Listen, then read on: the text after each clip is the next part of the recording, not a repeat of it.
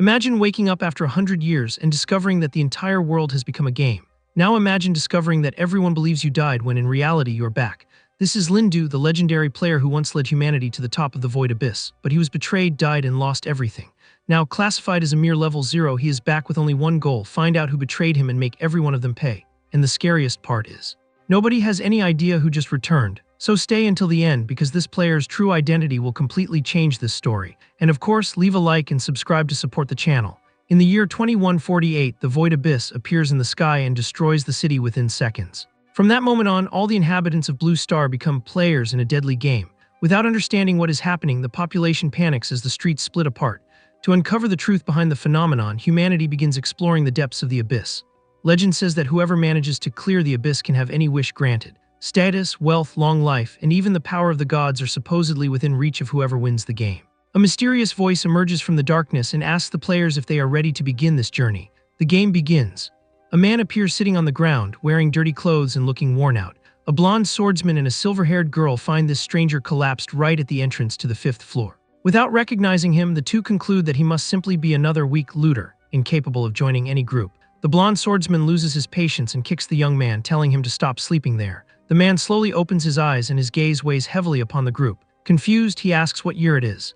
The blonde man thinks he is crazy and irritably replies that it is already the year 2268. The names of the two appear: Xiao Badong, a level 32 swordsman, and Fan Jian, a level 33 diviner. Upon hearing the answer, the man loses his breath and realizes that 100 years have passed since he closed his eyes. One of the group's companions suggests that Fan Jian simply scan the stranger instead of wasting time on him. Fan Jian activates his detection ability on the newcomer. The result appears. His name is Lindu, level 0, hidden class. Shocked by his own status, Lindu puts a hand to his head, unable to understand how this is possible. The group bursts into laughter, saying that a level 0 like him doesn't even qualify as a looter. Fan Jian orders Lindu to get lost, saying that this is no place for trash.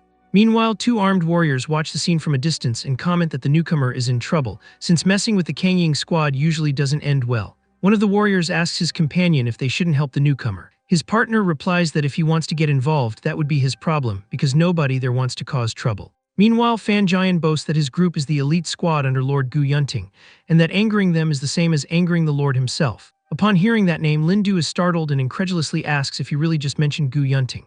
A dark smile escapes Lindu's lips. He lets out an uncontrollable laugh, his eyes taking on a red glow as he discovers that bastard is still alive after 100 years. A red aura begins to surround his body as he mutters that apparently the traitor who ruined his life has been living very well all this time. With his gaze now completely consumed by a crimson glow, Lindu asks whether the trio really serves that idiot Gu Yunting. Fan Jian is frightened by the young man's eyes, while the others also step back nervously. Fan Jian shouts that a level 0 has no right to disrespect Lord Gu Yunting's name. Fan Jian charges first, drawing his sword and swearing to show the young man what a level difference really means. Effortlessly, Lindu grabs the man's wrist and breaks it. With his bones shattered, Fan Jian screams in pain as the system registers a severe fracture and warns that his health points are rapidly dropping. With the same cold smile, Lindu mocks them, saying that the name Kangying Squad really suits them since they are as disgusting as flies. Desperate, Fan Jian tries to understand how someone supposedly at level 0 can be so fast and strong. Xiao Badong shouts at his friend to stop freezing up and act already, and the terrified diviner immediately obeys. Lindu's red eyes narrow, predicting the next attack. With a single movement, he throws Xiao Badong and the hooded man away, knocking both of them down at once. Then he stomps hard on Fan Jian. Lindu mocks them, saying it is pathetic that they had the courage to bark at him, since when he completed his first dungeon, none of those brats had even been born. Still keeping his foot on Fan Jian, Lindu extends his hand and comments that their talk about looting equipment gave him an idea, since the items the three are wearing don't look too bad. Terrified, Fan Jian asks what he intends to do. Lindu casually replies that he's simply going to confiscate everything they have, ignoring Fan Jian's cries about an enchanted necklace that cost 199 gold coins, and declares that if it was that expensive, it belongs to him now. Within moments, the three are left with practically nothing, crying over the loss of their equipment.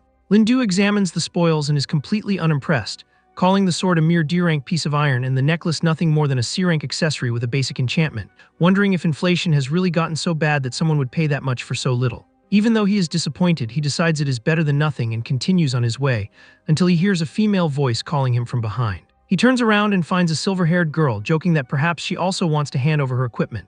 She introduces herself as Su Qingyu from the Red Lion Guild. Su Qingyu praises him, saying that he was incredible for taking on those three since the Kangying squad constantly bullies weaker players and deserved exactly what they got. Lin Du is clearly disappointed when he realizes she didn't come to fight, and she reacts with confusion at his response. Without caring, he continues walking and Su Qingyu follows behind, asking where he is going. She asks him not to run off, calling him master, and offers to help, whether by forming a party, offering money, or providing information, since he seems to be in a very unusual situation. Su Qingyu recalls that he showed a lot of interest in the name Gu Yunting and reveals that she knows a few things about that man. Curious, Lin Du simply says oh, making it clear that he wants to hear more. The scene changes to a blood-covered cave with dead wolves scattered across the ground. A level 18 demonic wolf appears, roaring as it charges forward furiously. Su Qingyu shouts a warning as more wolves launch their attack. Lin Du's eyes glow blue, completely focused. With a single strike, he cuts down all the wolves at once, ending the battle before it even truly begins. Watching the scene, Su Qingyu checks her own status as a level 34 assassin and is left speechless, incredulously admitting that his reaction time is even faster than hers, despite her being an assassin. Looking at her own stats on the screen, Su Qingyu mutters to herself that this cannot possibly be human, since the amount of experience Lin Du farmed in a single afternoon surpasses what she earns leading a squad for an entire week. Intrigued, she directly asks whether he really is level 0, questioning how someone like him can be so skilled, and even speculates that he might be using an item capable of concealing his true level, asking to examine him up close. Before he can answer, a wolf charges at the two of them. Lin Du cuts down the beast effortlessly. Impressed, she admits that she has never seen anyone camp monsters like that in her life. Impatient with the subject, Lin Du tells her to stop asking useless questions and give him the promised information already, making it clear that he is only allowing her to accompany him so he can farm materials in exchange for it. She grumbles, annoyed by his impatience. As Lin Du walks ahead, she asks whether all this sudden interest in Gu Yunting hides some kind of personal grudge she has against the man.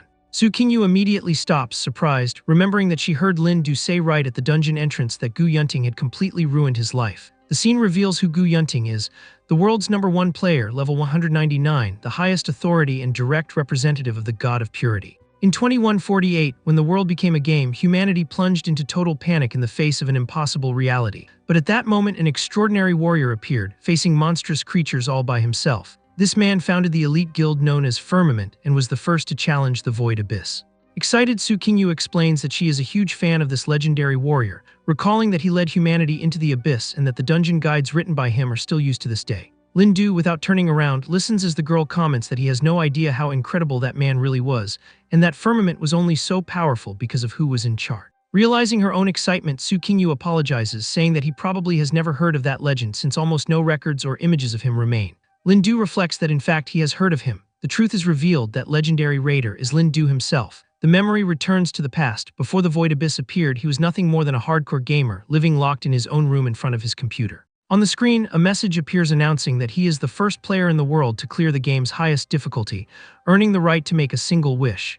Intrigued, Lin Du stares at the message and wonders if it is nothing more than some Easter egg hidden by the developers.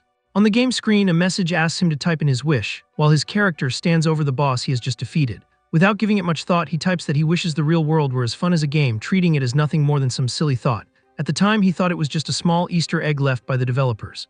Suddenly, he stands up in confusion, asking what is happening. And just like that, without warning, the real world literally turns into a game.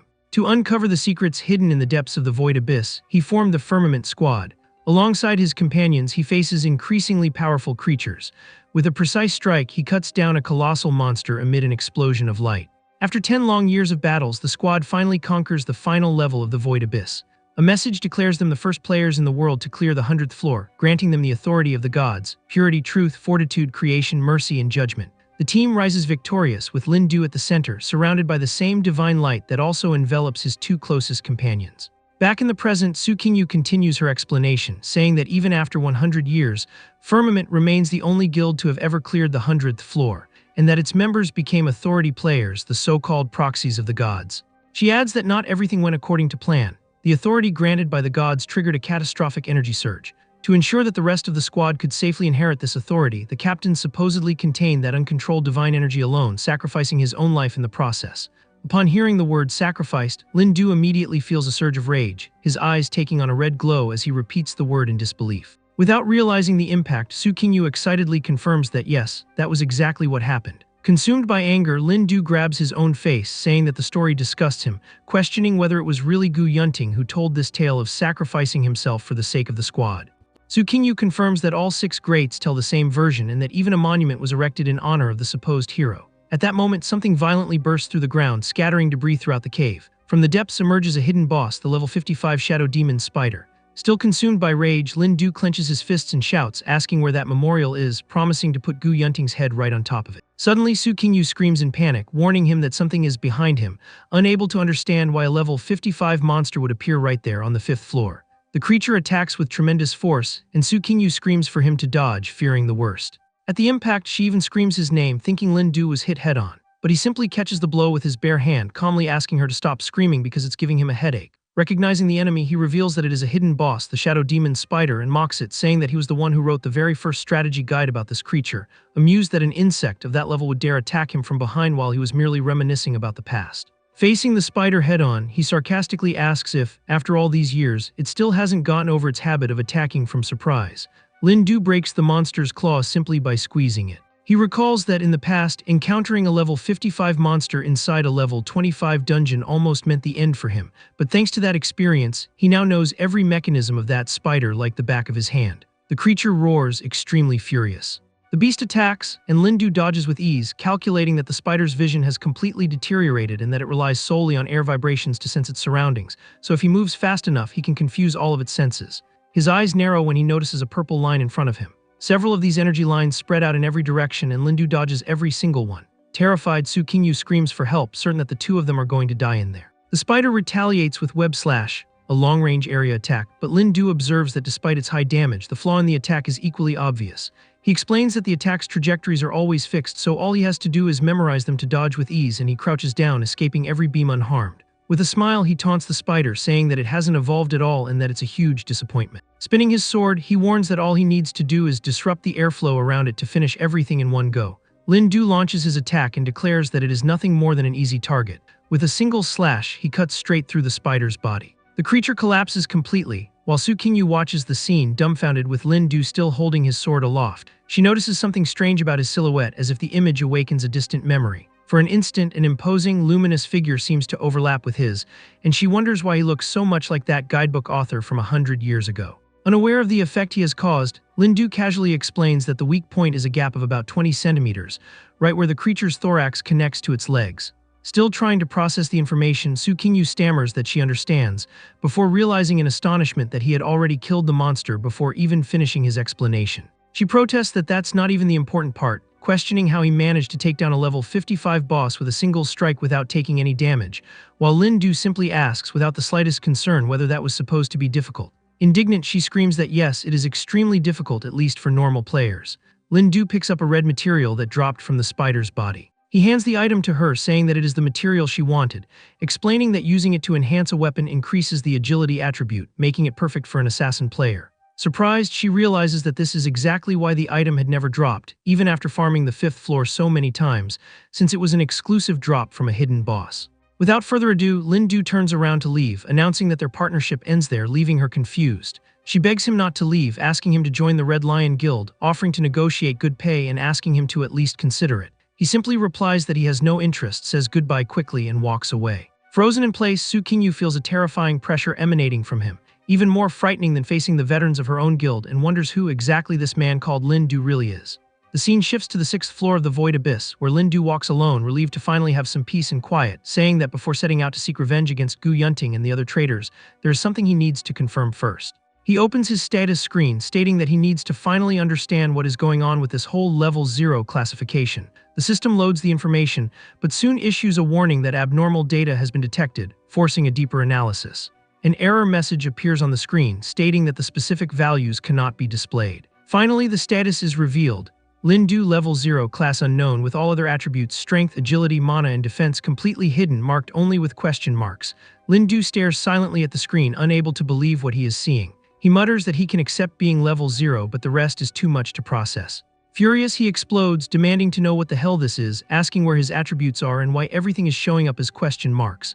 Suddenly, the panel begins malfunctioning violently, surrounded by flashing red warnings.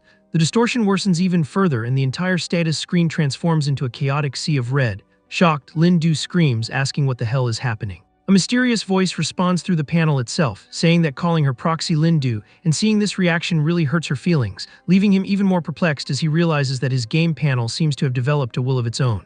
The voice retorts angrily that in fact he is the one who came back to life, calling him an ungrateful bastard. The entity warns that he seems to need a reminder of the terms of the pact they made, calling him her proxy once again as an explosion of red energy strikes him head-on. Lin-Du screams in pain as the energy tears through the air around him. When he recovers, he notices an eye-shaped mark glowing red on his neck. The voice calmly explains that it is simply proof of the soul pact the two of them made, and that as long as he does not defy this entity, the mark will not cause him any harm. Standing amid the shower of red light, Lin-Du grumbles, realizing that everything that happened before his death was not merely a hallucination after all. The memory returns to a century ago, to the moment when, after being betrayed by those bastards, he fell into the bottomless abyss of the 101st floor. During the fall within that endless void, he saw a world consumed by corrupted data, and then encountered the true culprit responsible for turning the real world into a game. The entity's name is revealed, the god Ymir. Imposing and shrouded in an aura of absolute power, Ymir stands before him in all his might. Back in the memory of his life as an ordinary player, Lin-Du reacts upon recognizing something familiar about that figure. In shock, he realizes that this very being is the hidden boss of maximum difficulty that he had defeated in that game years ago. He screams, asking what the hell is happening. Even he cannot believe what his own eyes are seeing. Finally, the memory is completed. The congratulatory message for clearing the maximum difficulty, the right to make a wish, and his careless request for the world to become as fun as a game. And now he finally understands, horrified, that the arrival of the Void Abyss may have been caused precisely by that joking wish.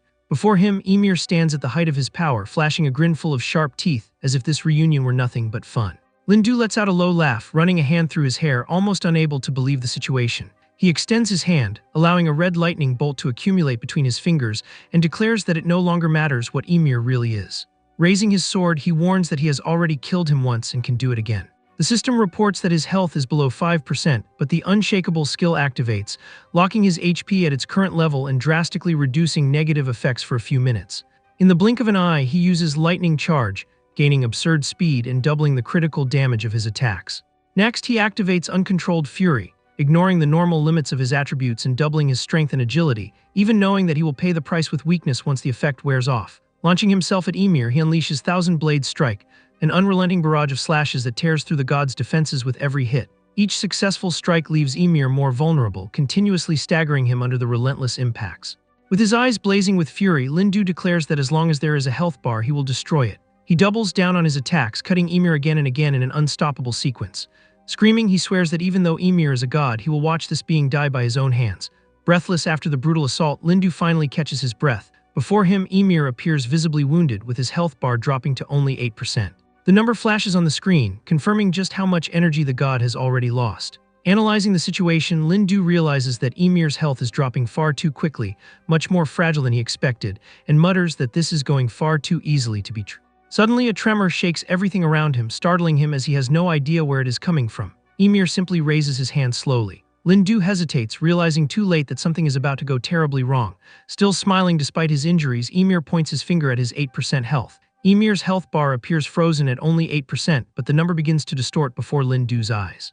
The numbers glitch repeatedly until they completely transform into an infinity symbol. Smiling maliciously, Ymir raises one finger, displaying the same glowing symbol in front of him. Shocked, Lin-Du screams, asking if this is some kind of joke, realizing that the god's health bar has just completely reset. Before him, Ymir rises again at full power, now fully restored, while Lin-Du looks tiny in comparison. With a single blow of his hand, the god strikes him head-on. Lin-Du is sent flying through the air with no chance to react. The system issues warnings in rapid succession. The effects of Uncontrolled Fury and Unshakable are forcibly cancelled. New alerts appear, informing him that his health is continuously dropping until it reaches less than 1%. Lin-Du spits blood from the impact. Lin-Du reflects, wondering if Ymir had not actually been fighting back before, and whether all of this was nothing more than a god playing with his prey. Bent over, Lin-Du coughs up blood, barely able to remain standing. Despite being torn apart, he begins laughing uncontrollably as flames start to envelop his body. He activates his final skill, Terminal Echo, repeating the same phrase as before. The effect consumes all of his attributes, health, and even the powers of his equipment, transforming everything into devastating damage with a guaranteed hit. Wrapped in energy, he charges toward Ymir. He finishes the sentence, screaming that as long as there is a health bar, he will kill that being once and for all, unleashing a monstrous beam of energy. Ymir screams as he is struck head-on by the attack. A warning appears stating that the data core has been critically damaged and that the entire space is beginning to collapse. Lin-Du is thrown to the ground after his final attack. Critically injured with the core in his chest exposed, Ymir roars in pain, forced into a retreat state. As for Lin-Du, he lies on the ground, extremely weakened and missing an arm, losing a great deal of blood. Still falling, he relives a bitter thought. First, he was stabbed in the back by companions he had trusted for years. Then he was thrown into that damned place, only to be used as a toy by a supposed god, whose gigantic hand holds his wounded body as if it were nothing more than a simple insect. In his mind, he laments having burned away his entire life and every attribute he possessed in a single final strike, and even then, he only managed to force that creature into a dormant state without actually defeating it. Dying there like that after everything he had been through seems simply too cruel. His body slowly disintegrates into fragments of data, and all he can think is that this was the biggest ripoff of his life. The system records his death and begins a recovery process. His consciousness floats through the void, and he wonders if this is really death, resignedly admitting that it is not so bad, although he regrets not having had the chance to get revenge on Gu Yunting, or Emir. Suddenly, he appears as if he were a ghost, and a voice asks who said he was already out of options. The entity calls him human and asks if he refuses to accept that ending. A huge red eye manifests as it confesses that it too once refused to accept its own fate. Confused, Lindu asks what exactly it is and why these strange things keep appearing.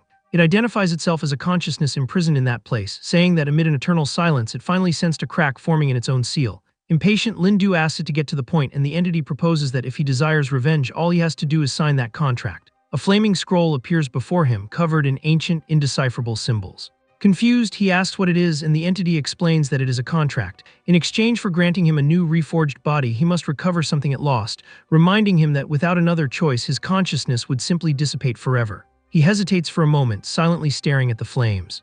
Then, without further hesitation, he accepts the deal, swearing that he will pay any price as long as he can make those traitors pay for what they did. His hand merges with the contract amid an explosion of fire and energy. Determined, he declares that he will pay whatever price is necessary. Back in the present, on the 6th floor of the Void Abyss, Lindu touches the mark on his neck and asks if it was this entity that reconstructed his physical body. The voice replies mockingly, asking who else it could have been, since he destroyed his original body in that battle, forcing it to sacrifice part of itself just to shape this new body, and sarcastically asks how it feels to be its proxy. Testing his body, Lindu swings his arms and comments without much enthusiasm that they are barely useful for fighting and that the overall sensation is merely average.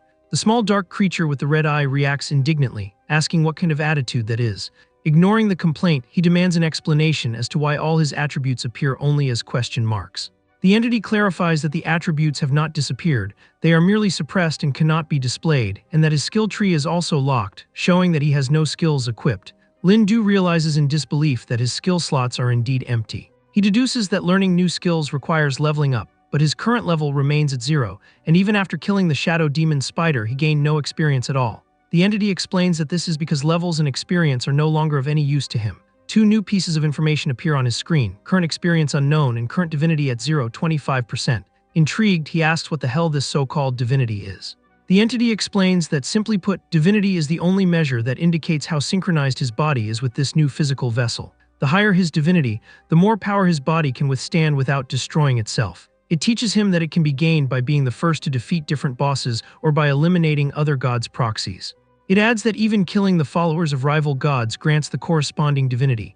Lindu simply replies that he understands. He checks his progress, realizing that the 0.25% he already has probably came from the spider he killed earlier. The entity dismisses the number, saying that it is nothing. Excited, he concludes that killing Gu Yunting and his entire group would surely yield a huge amount of divinity, declaring himself an absolute genius, while the entity shouts for him to come back, calling him a lunatic. It seriously warns that his current body cannot withstand power above level 100, and that Gu Yunting is level 199, so the only way forward is to gather more divinity first to raise that limit. He grumbles that it is.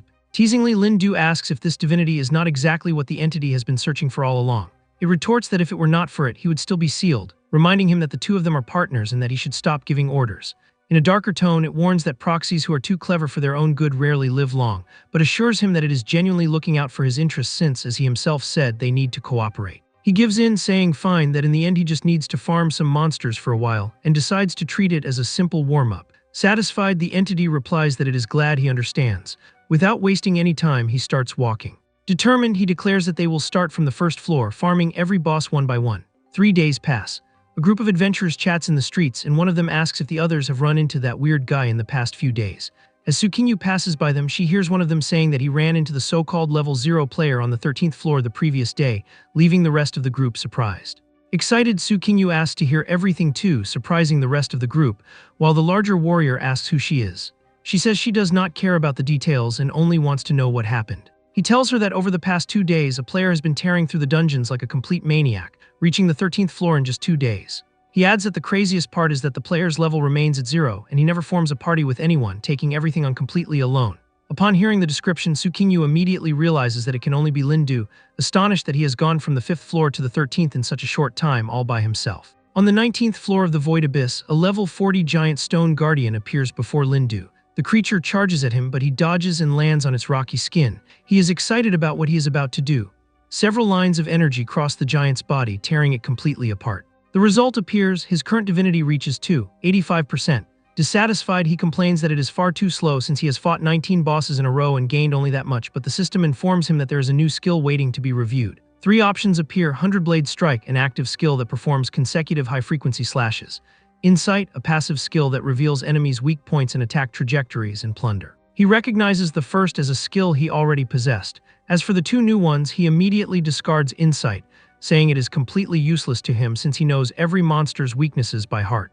The Plunder skill, however, catches his attention. When defeating a target, it forcibly extracts 1 to 3 of the most valuable items, skills, or pieces of equipment they possess. With a smile, Lindu admits that this is indeed a solid skill, quite liking what he sees. The scene shifts to the entrance of the 20th floor of the Void Abyss, bustling with dozens of players. 2 spearmen block the passage, shouting for him to stop and demanding that he show his access pass. Confused, Lindu replies that he has never heard of any pass, and the guards mock him, asking where that country bumpkin came from, warning that without a pass, there is no entry into the dungeons beyond the 20th floor. One of the guards comments that the guy looks like the so-called Player Zero everyone has been talking about, saying that he supposedly cleared the first 19 floors alone in record time. One of the guards laughs at his partner, calling him a coward for seeming intimidated by a penniless nobody carrying a rusty iron sword. Mockingly, he turns to Lindu and challenges him, saying that since the newcomers praise him so much, it is time to prove that the hype is real. With a sneer, the guard gives him an ultimatum: kneel, bow twice, and shout 3 times that he is a pathetic country bumpkin, and maybe, just maybe, they will let the matter slide. Lindu's eyes narrow, filled with threatening silence. In a sudden movement, he charges at the 2 spearmen, leaving a trail of red energy slicing through the air. Confident, Wu Xue still smiles, certain that he has the upper hand against the supposed country bumpkin. But suddenly, warning alerts begin flashing non-stop, indicating that his health is rapidly plummeting, already below 5%. He screams in pain, unable to understand how a simple strike caused so much damage. Mockingly, Lindu comments that he much preferred it when the guard called him a country bumpkin and demanded that he prove his worth, asking why he is not asking him to kneel anymore. He tells the guard to stop screaming so pathetically, since that was exactly what he wanted to prove, and activates the Plunder skill, enveloping his body in swirling energy. Wu Xue screams in agony, feeling his own skills being ripped from his body, panicking as he realizes he is losing everything he possesses. Surrounded by a golden and bluish aura, Lindu calmly absorbs each stolen power. The system confirms Plunder successful, obtaining the target's most valuable item, an intermediate pass from the Firmament Alliance marked as bound. Another notification appears. He also obtained the enemy's most valuable skill, Resolute Guardian, a passive that automatically increases defense by 50% whenever health falls to 20%. Satisfied, he comments that this skill can even rip out bound items, making it more useful than he expected. Terrified, Naisubian asks incredulously if he can really forcibly rip bound items and skills away from another person, calling it impossible and labeling Lindu a monster. In response, Lindu's blade cuts through the air, stopping near the knight's throat. He warns that now he will be the one asking the questions and the other will be the one answering, demanding confirmation that he understands. Desperate, Naisubian raises his hands in surrender, repeatedly confirming that he understands everything. Lindu then asks about this so-called pass everyone keeps mentioning, questioning who is responsible for creating it. Trembling, the guard explains that the great Gu Yunting united the major guilds 80 years ago, and in order to protect ordinary explorers, used his authority to create the system, placing all major resource points beyond the 20th floor under the centralized control of the Firmament Alliance. Lindu's expression darkens, and he remains in absolute silence at that answer. The memory returns to 100 years ago, to the moment when a message congratulates them on conquering the 20th floor, unlocking the next level. Atop an already defeated dragon, the young Lindu sits calmly, while a blonde-haired companion comments about writing a guide once they finished clearing the stage. Excited, he tells her to publish the announcement immediately, informing the other players that the exploration routes from the 1st to the 20th floor have been completely unlocked, jumping enthusiastically from the creature's body. Still in the memory, the blonde companion comments that any other captain would keep the guide to themselves, but he insists on making everything public for the entire network. Our captain is practically a saint. Lindu replies that there is nothing saintly about it, that the Void Abyss is a frontier that belongs to all players, and that as long as they have the courage, the treasures inside belong to whoever manages to take them. He adds that his motto has always been simple: the strong open the way and the weak merely follow, and addresses the blonde directly, calling him by name, Yunting. Back in the present, consumed by rage, Lindu shouts the full name, syllable by syllable, Gu Yunting. Lin Du mocks the idea of protection, calling it complete nonsense, while gritting his teeth and saying that bastard only wants to turn the entire world into his private playground. Back to the scene with the guards, Naisubian tries to crawl away while Lin Du has his back turned. Lin Du plants his sword into the ground and asks if he authorized that exit. Terrified, Naisubian begs not to be killed. Lin Du mocks him, asking what he is so afraid of and whether he really looks that scary. He demands that the guard hand over the pass immediately. Trembling, Naisubian obeys at once. Lin Du walks over to a nearby terminal, imagining that with the pass in hand, he will finally be able to enter the 20th floor. But the system rejects the access, warning that identity verification has failed because the pass does not correspond to the player attempting to use it. Confused, he stares at the message without understanding. Cowering, the guard hesitantly explains that the pass is an item bound to a specific player and that it is not possible to simply use someone else's. Irritated, Lin Du grumbles, asking why he did not mention that earlier. The scene shifts to the top of a large skyscraper, where a voice cheerfully welcomes him, saying that she thought he would never contact her again. Su Qingyu appears, commenting that she has already heard about everything he has been doing and that he has become quite famous among the looter circles over the past few days. Faced with his silence, she makes an ironic comment about how he is not much of a talker. Unfazed, she simply leads him onward, telling him to follow her. When they arrive, she excitedly introduces the location, the Pingjiang branch of the Firmament Alliance, where it is possible to trade items, process passes, or appraise equipment created by players. Curious, she asks why he suddenly decided to come to the Firmament Alliance. A subtle, dark smile forms on Lin Du's face. He replies satisfied that he came there to sell some items he had acquired here and there. Lin Du and Su Qingyu enter the customer service hall of the Pingjiang branch of the Firmament Alliance, bustling with dozens of players. At the reception desk, a gray-haired attendant calls the next person in line. Without ceremony, Lin Du lets the 2 golden passes fall onto the counter. He demands that she transfer ownership of both passes to his name. Confused, she asks what he means by transfer ownership. When she scans the items, the system issues a warning. Those passes are already bound to another player. She seriously questions where he obtained the items since they are clearly bound to someone else. Lin Du ignores the question, saying that it is none of her business.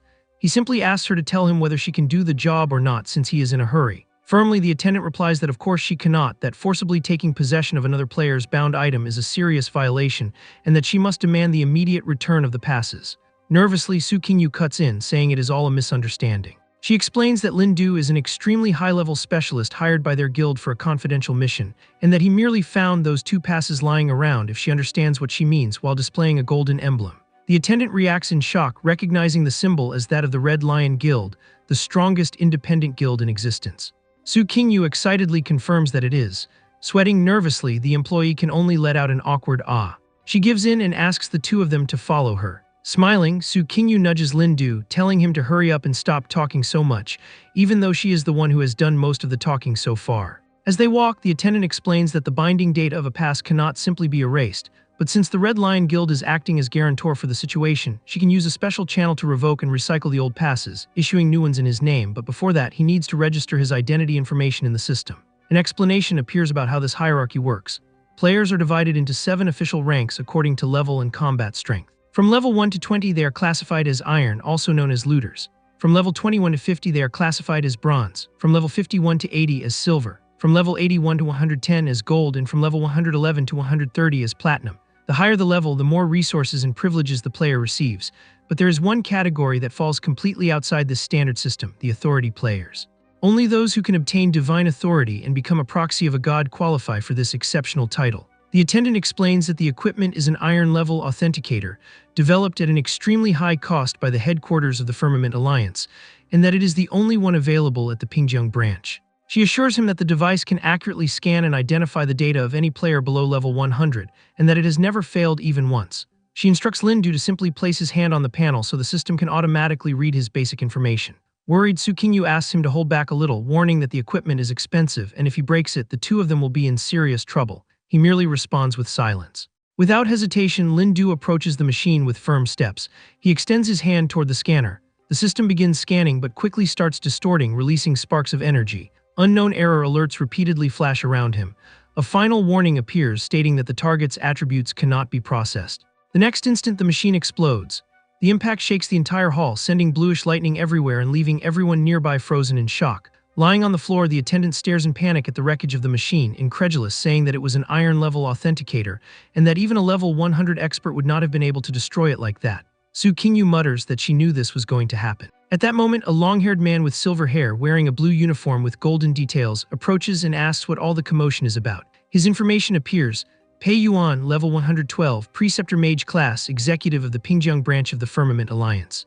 Unfazed, Lin Du comments that the equipment had terrible workmanship, since it exploded as soon as he touched it, thinking to himself that it probably failed to process his suppressed attributes or the new body he possesses. Pei Yuan activates the Inspect skill, his eyes glowing intensely. The result appears on the screen, identification Lin Du level 0 and question marks hidden class.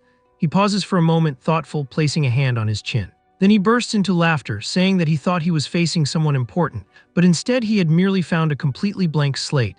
And it's no wonder the scanner exploded, since it tried to read data without any basic attributes and entered an error loop until it fried itself. Mockingly assessing Lin Du, he calls him a level 0 looter, the lowest level he has ever seen in his life, saying that he is truly a freak. The surrounding crowd bursts into laughter.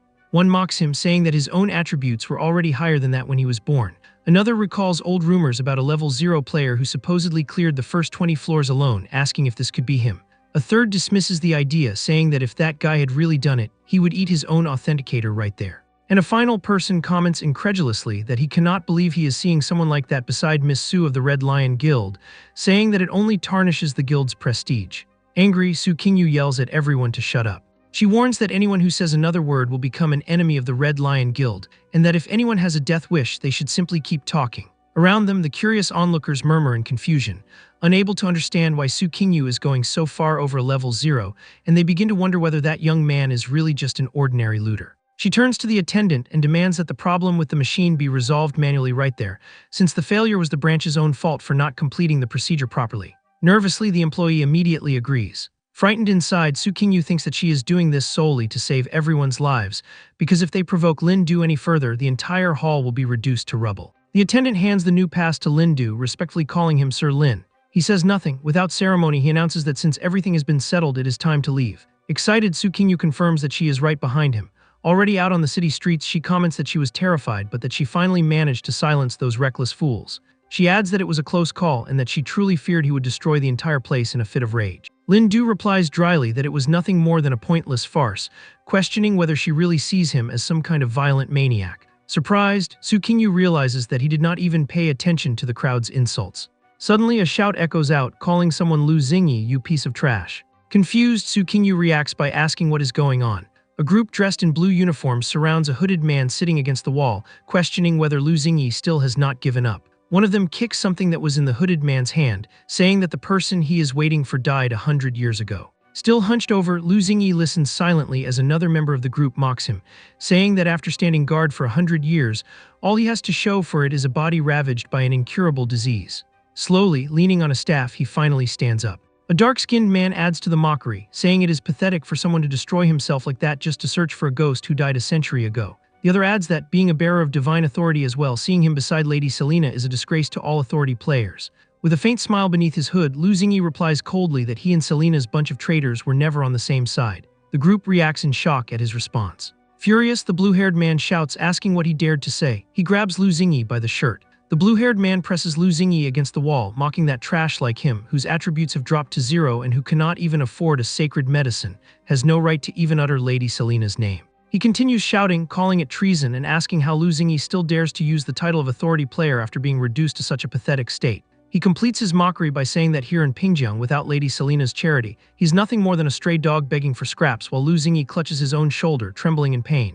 The blue-haired man slaps Lu Xingyi, calling him pathetic. Lu Xingyi is thrown to the ground without defending himself. The dark-skinned man comments in disgust that all this stubbornness makes him sick. The other says it is no wonder Lady Selena despises them so much, calling him a miserable half-dead, cursed wretch, a true eyesore. The group's leader decides that since he does not have much time left to live anyway, it is time to teach that old relic a lesson, commenting that they might even receive a reward if they report this to Lady Selena. Suddenly, a blow comes out of nowhere, striking the dark-skinned man directly.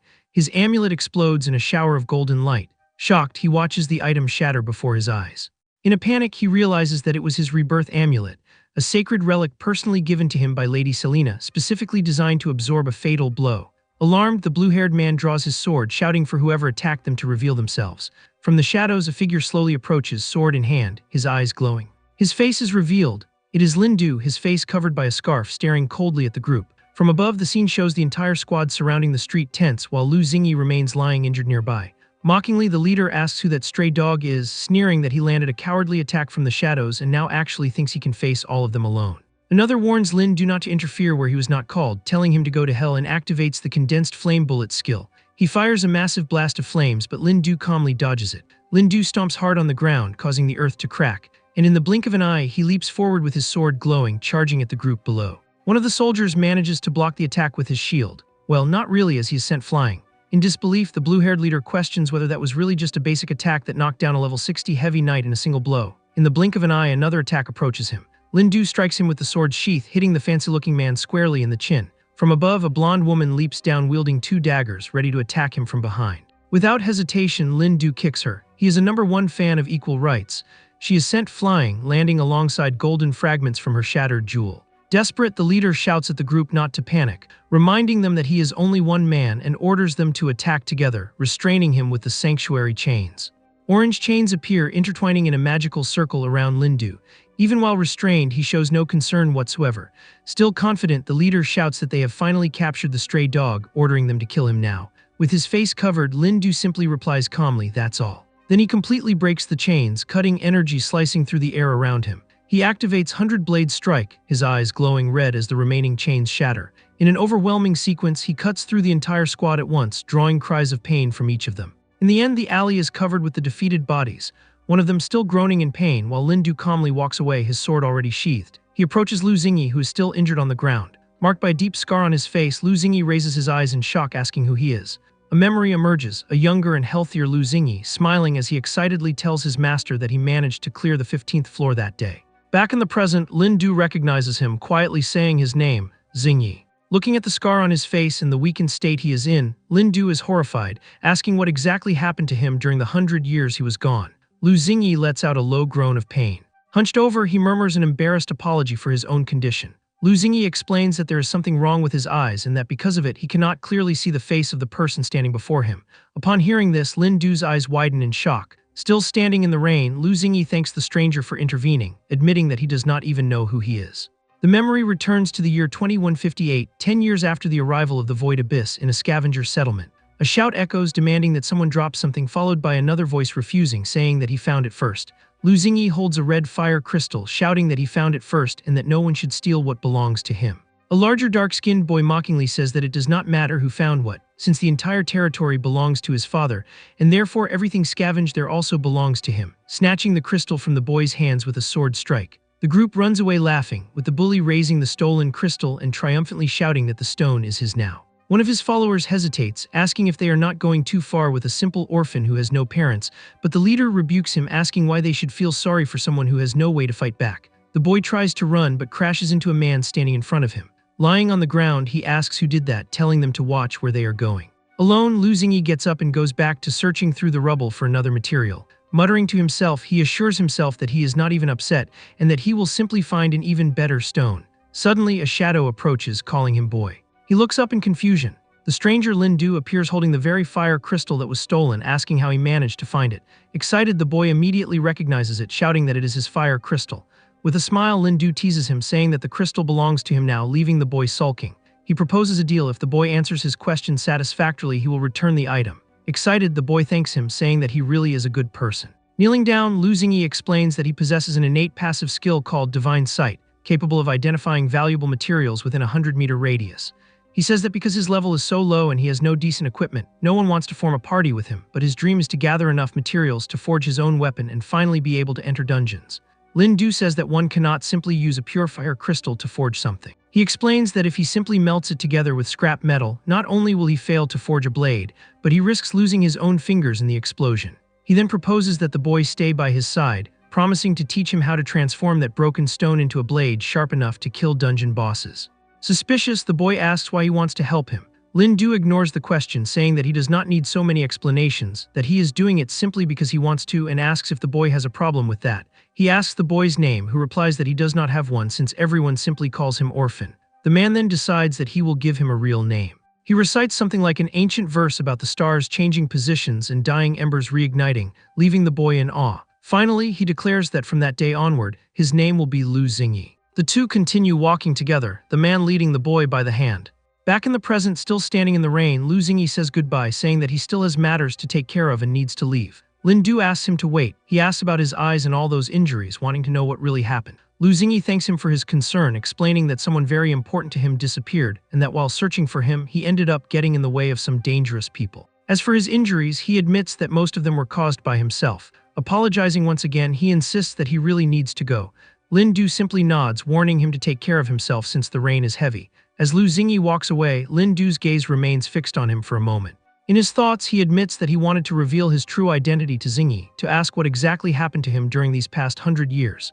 But he recognizes that in his current state, he would not be able to withstand another storm, and that he cannot drag him back into the middle of his own feuds with those people. As for the injuries, he knows that if he asked directly, Xingyi would certainly never tell him the truth. The scene returns to the surviving member of the defeated squad, still lying in the rain, brooding inwardly furious, unable to understand where that man came from who dared to defend that decrepit old man named Lu Xingyi, swearing that he would report everything to Lady Selena as soon as he returned. Suddenly, Lin Du crushes that scum's. Standing over him, Lin Du rises with his sword in hand, staring down at him with a dark expression, clearly intent on forcing more answers out of him. In panic, the man screams in pain, begging for mercy, calling Lin Du my lord and claiming that they were merely following Lady Selena's orders. With his red eye glowing beneath the rain, Lin Du asks where that bitch is now. Terrified, the man answers that she is in the tribunal floating high above Pingjiang. Gripping the sword's hilt tightly, Lin Du simply replies, "Good." The man begs once again, swearing that he will not tell Selena anything, that he saw nothing there that day. He protests, saying that the city has rules, that killing players is forbidden, and that Lin Du cannot kill him. Without hesitation, Lin Du raises his sword. With a precise strike, he hits the man, blood splattering through the rain. The body collapses, lifeless, soaked in the water covering the street.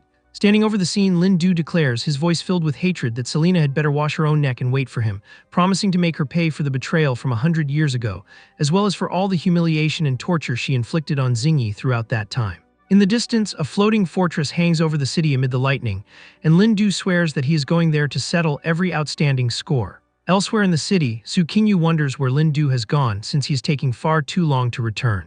Suddenly, the rest of the defeated squad appears, limping along and shouting that they want to file a complaint. They accuse her of allowing a masked lunatic to break the city's rules and viciously attack them in the middle of the street. Another complains desperately that he illegally looted all of their equipment. She merely raises her hands, listening to everything calmly. One of them panics, shouting that all of his class skills have turned gray, insisting that it must be a system bug. With a hand on her forehead and sweating cold, she mutters that acting like a bandit without fear, robbing everyone's equipment without thinking twice, can only be something Lin Du would do. She raises her eyes toward the floating fortress amid the rain.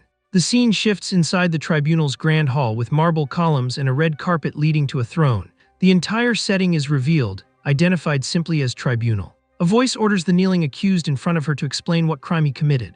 An elderly man with graying hair and beard, kneeling on the floor, begs and says that they were the ones who attacked his granddaughter first, even going so far as to throw her out as bait for a pack of monsters. He continues desperately, saying that she is only 16 years old and that all he wanted was to. Selena lets out a curious "oh" upon hearing the old man's story. Sitting on her throne, her status appears. Selena, level 148, Light Mage, Authority of the God of Judgment. She asks if that was why he raised his hand against a gold-tier noble knight. The old man remains kneeling before the throne, staring at her. Resigned, he confirms that it was, saying that he was dissatisfied with the tribunal's verdict, lost control of his emotions, and tried to attack them. With a subtle smile, Selena simply replies, "Very well." She raises her hand, ordering the guards to take him away. In desperation, the old man screams, repeatedly calling her Great One, protesting that those two animals did not receive the punishment they deserved, asking whether he does not even have the right to be angry. Held by the guards, he continues shouting that his granddaughter is the true victim here, demanding to know why the tribunal declared those two innocent. Selena smiles, almost amused by the scene. The old man recalls that his granddaughter had always been a sensible and sweet girl and that those two cowards reduced her to this state, while the image shows him supporting the young girl as she struggles to walk with the aid of a cane. He screams desperately, asking whether a simple "well, at least she didn't die" erases everything she suffered. A scene reveals the injured girl, drenched in blood and holding a knife, clearly broken by the trauma she endured. Selena's expression changes. She takes a step forward calmly. Selena crouches before the old man and asks in an eerily calm tone whether he just said that those two knights humiliated his own granddaughter. She continues contemptuously, saying that having his incompetent and pathetic granddaughter serve as entertainment and bait for high-level players was probably the greatest value she had ever managed to provide in her entire life. With a cruel smile, she remarks that he seems to disagree with the tribunal's verdict. She snaps her fingers, saying, "Then very well." Enormous golden chains and a scale of justice manifest in the air, glowing with power as she declares that in the name of the God of Judgment, she will conduct a new trial just for him. She invokes her divine authority, declaring that, by the will of the god she represents, in the name of the authority of the God of Judgment. The old man stands within the magic circle, terrified. Selena extends her hand toward him and declares that his trial is about to begin. The chains completely bind the old man, glowing golden. They tighten around his neck, releasing sparks. With an evil smile, Selena holds the flaming image of a scale between her hands. She declares that in this place being useless is the original sin, while the old man screams in agony as the chains cut into his skin. She pronounces the final verdict. The sentence is given. He will lose all the experience from his level 15 and every possession he owns, and will be exiled to the deepest layer of the void abyss to serve his sentence. A warning appears stating that he is under direct attack from the authority of the God of Judgment, and that his experience is being drained. Enveloped in light, the old man screams in agony as his life is slowly drained away. His face contorts as he lies dying, whispering only, "Why?" Without any interest, Selena complains that this is tiring, ordering the guards to drag the lifeless body away. Suddenly, a violent explosion erupts behind her, leaving her stunned. Two guards are hurled through the air by an invisible force. Both crash hard onto the ground, one of them desperately screaming that it is a disaster. Still in a panic, he reports that someone is invading the tribunal, that all the guards attacked at the same time but could not withstand even a single blow from him. Furious, Selena demands to know who dares invade her tribunal, swearing that she will. Before she can finish, a voice interrupts her, saying that he felt like coming in, so he came in, asking if she has any problem with that. Amid the dust and rubble, Lin-Du advances with firm steps. With his eyes glowing, he smiles and says, "Long time no see, Selena." Her face freezes in shock, her eyes widening as she recognizes him. Lin-Du continues, saying that 100 years have passed, and that it seems she has been living quite well at the expense of the divine authority she obtained through betrayal.